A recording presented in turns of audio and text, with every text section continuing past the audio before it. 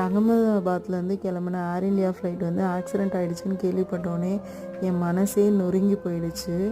எனக்கு மட்டும் கிடையாது, இந்த நியூஸை கேள்விப்பட்ட ஒவ்வொருத்தருக்கும் அதே மாதிரி தான் இருந்திருக்கும். ஏன்னா அவங்கெல்லாம் எவ்வளவோ கனவுகளை மனசில் சுமந்துக்கிட்டு தன்னோட வாழ்க்கை அடுத்த கட்டத்துக்கு போக போகுது அப்படின்னு நினச்சி கிளம்பியிருப்பாங்க. ஆனால் அவ்வளோ கனவுகளும் ஒரே செகண்டில் நொறுங்கிடுச்சு. அவங்களோட குடும்பத்துக்கு வந்து என்னோட ஆழ்ந்த இரங்கல்கள். இதில் இருந்து நம்ம எல்லாருமே தெரிஞ்சுக்க வேண்டிய ஒரு விஷயம், வாழ்க்கை நமக்கு என்ன சொல்லித்தருதுன்னா, நிச்சயம் இல்லாத அடுத்த நிமிஷத்துக்காக யாருக்காக நீ ஓடிக்கிட்டு இருக்க அப்படின்றது தான் நம்மளை பார்த்து கேட்குது. ஸோ இன்னையில் இருந்தாது உங்களால் முடிஞ்ச அளவுக்கு மற்றவங்களுக்கு நல்லது பண்ணுங்கள்.